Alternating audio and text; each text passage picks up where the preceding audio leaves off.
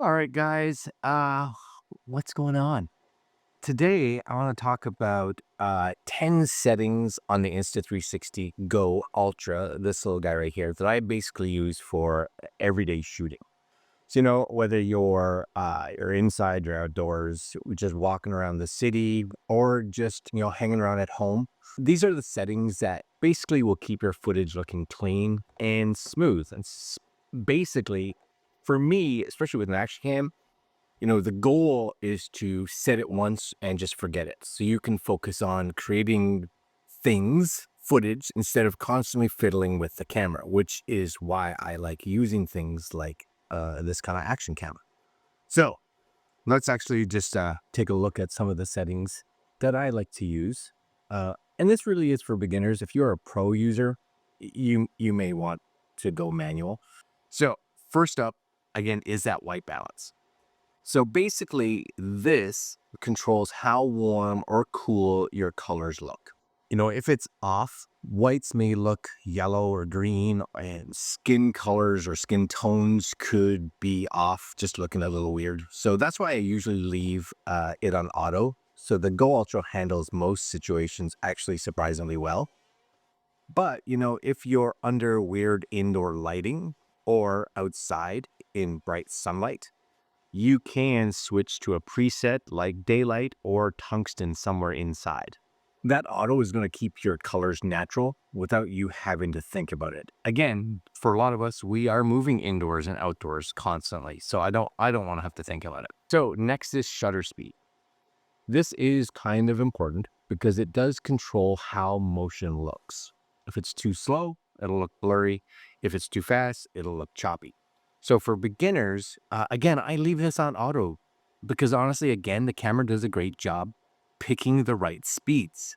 Also, make sure that the anti-flicker is on. So this is for lighting. So if you're in Europe, choose 50 hertz. That's for Asia as well. And if you're somewhere in North America, like Canada, US, then 60 hertz. Basically, this is going to help prevent flickering under indoor lights. And it's going to, again, keep your outdoor footage nice and smooth, which, again, is something that you and I want. Next is ISO. ISO. So ISO is basically your camera's sensitivity to light. So the higher the ISO is, or the higher the ISO number is, the brighter the footage. But once we get it up too high, we start to introduce grain or noise. For everyday shooting, again, I leave ISO on auto, but I do set it to 400 as a max. This will help keep indoor shots bright without noise, and outdoors, it will adjust automatically. So again, your footage will stay crisp, because the last thing you and I want is to have set your ISO manually up to like 800, and then you go outdoors and you forgot to change it back. Anyways, the next one is active HDR. So HDR helps your camera balance really bright areas and really dark areas in the same shot. So think of a room, your living room, with a bright window and you. So you are in a dark area and that bright window is just beaming light through it. So basically, leave that active HDR on for most indoor and outdoor scenes where there's contrast. So you have a bit of both kind of light. It's going to help keep highlights from blowing out and, of course, keep the shadows from being too dark in those darker areas. One thing to note is that HDR works at 4K 30 FPS. So if you are doing 60 frames per second, fast action, you may want to turn it off, or you may actually have to turn it off. So next one, 5, FlowState stabilization. Who doesn't like stabilization? So anyways, FlowState stabilization is going to help keep your video steady. So even if you're walking, running, bouncing around, this is going to be something, honestly, I don't know why you would ever turn this on. Um, so yeah, just leave it on all the time. There may be a slight crop in the footage, but your footage is going to come out ridiculously smooth. So that little tiny bit of a crop that may be there, totally worth it. Don't turn this off ever, is my thoughts. Next one there is sharpness. So by default, it comes with the sharpness kind of cranked up. So the sharpness controls how crisp your footage looks. So if it's too high, it's going to look harsh, artificial. And if it's too low, it may look too soft and flat. I personally set my sharpness to low. I bring it down quite low. Why? Well, it gives it a more natural cinematic feel, both indoors and outdoors. And it never has that over processed look, which you and I can get with things like action cams, which I just don't like. So bring it to low. Next one is PureVideo mode. So PureVideo is Insta360's noise reduction system. So it cleans up grain in low light scenarios or situations. So again, your footage looks really smooth and professional, and it can take a shot that would be almost unseeable and just crank it up so you're like, really? That's what it actually looks like.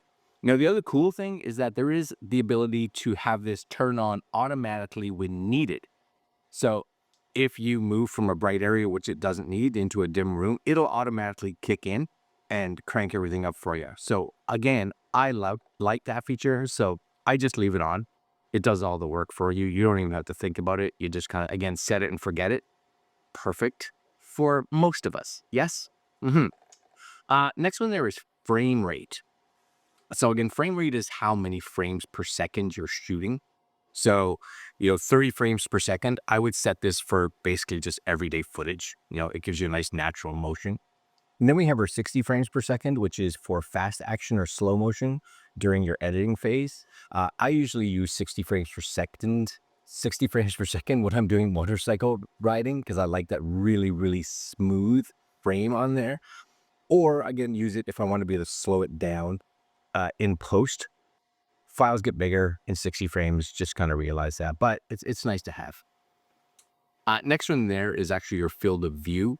So field of view changes how much of the scene you and I actually see. So ultra wide, kind of fun for, immersive shots, but depending on what you're shooting, it can give you a fisheye look, which some people like, some people don't. So kind of play around with it. I usually stick with the linear mode for everyday shooting because it flattens the image and makes it look a little bit more, again, natural. But for dramatic outdoor shots, ultra wide can be totally useful. So again, when I'm on a motorcycle, I set it to ultra, like the widest or their mega view or whatever it is, to get those like super wide shots. Last one is exposure compensation.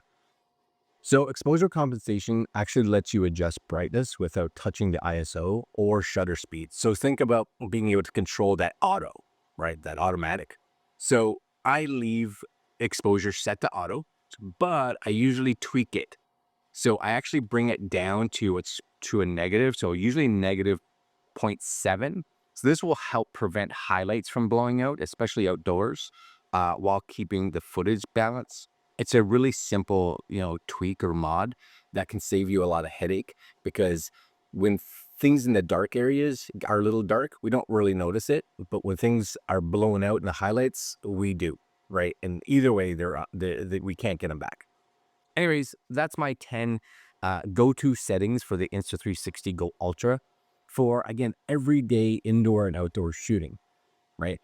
This is not for those that want to use this professionally and be able to get the ultimate shots, and you want to be able to spend the next, 2, 3, 4 minutes every time you hit the record button and tinker with this and say, oh, I got to do this and this and this and this and this to get the perfect shots. Yes, every scenario could have modifications to it, right? Like you said it this way here, turn around and have to change everything. I don't want to do that.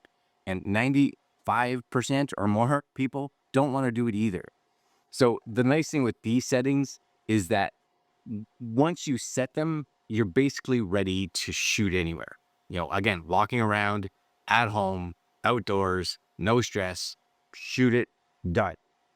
So hopefully this helped you. And if it did, make sure you hit that like button and subscribe for more, hopefully some more Insta360 tips. Drop a comment below with your favorite Go Ultra settings. Or if you have any questions, I'd love to see how you guys shoot with this camera. Anyways, thanks for watching, and I will catch you guys on the next one. I'm out. Later.